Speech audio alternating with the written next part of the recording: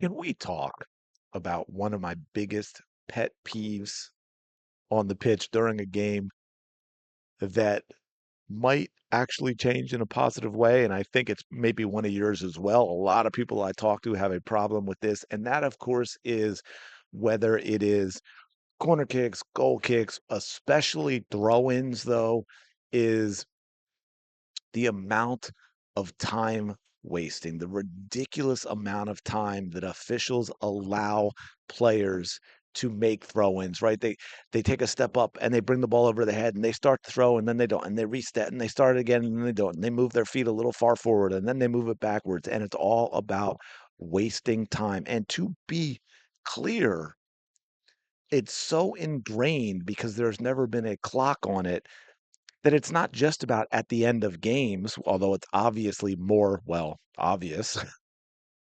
It's done throughout the game, and what does it do? It takes away actual play time. It takes away actual action of the game with the amount of time these players take.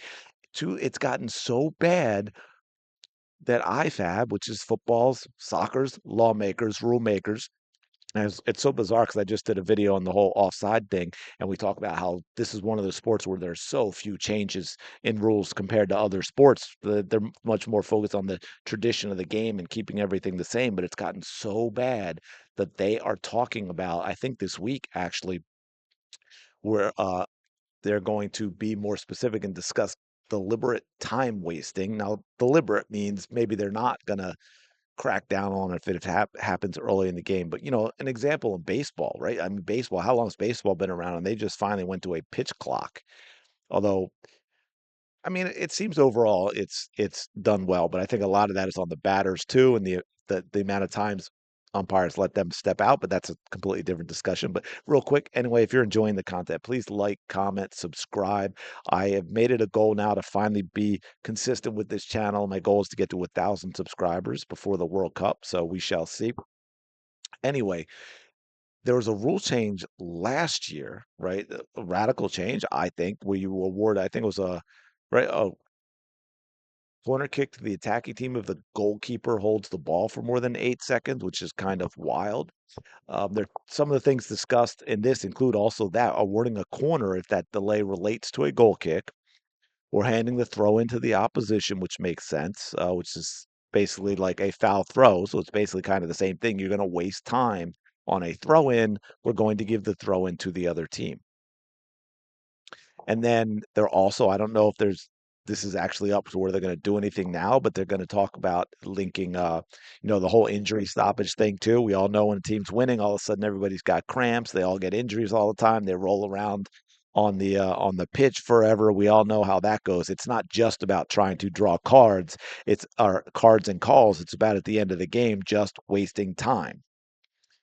So it's going to be interesting to see how this happens. And just to give you an idea, I actually got a number. Play in the Premier League in terms of the amount of time that they're actually playing. It has dropped, let me make sure I have this right, by a minute and a half, which is a lot of time, right? It's gone from 55 minutes or from 57 minutes to 55 minutes 28 seconds. So I love this. I don't know how they're going to implement it. Like when does I always thought of that too with say goal kicks, for example, right? Teams at the end of the game and the team winning has a goal kick and the amount of time that they take.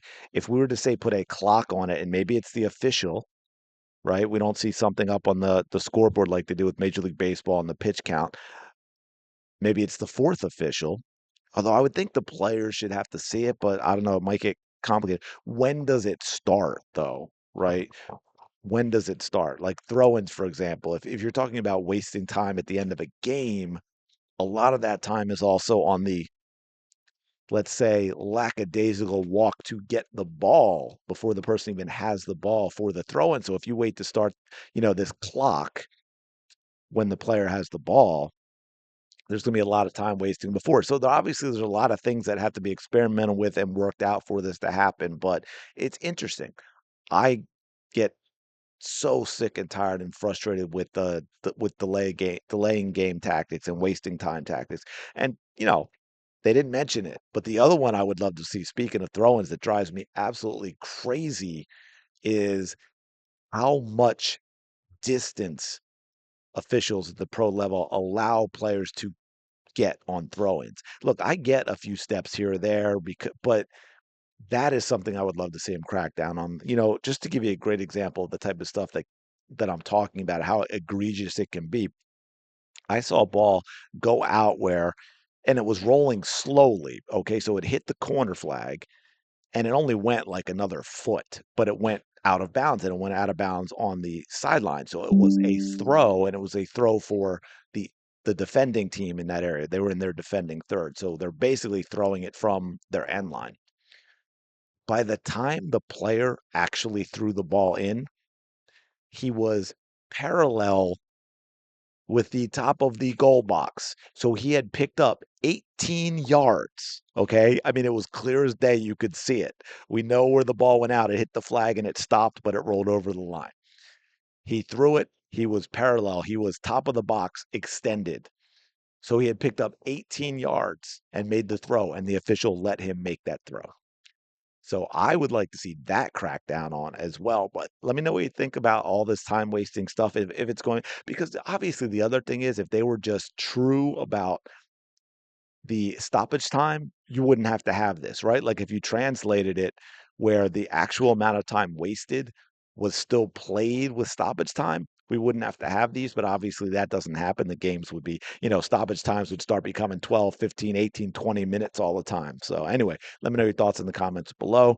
Appreciate you checking this out. Smash that like button, subscribe to the channel. I really do appreciate it. And I'll talk to you in the next video.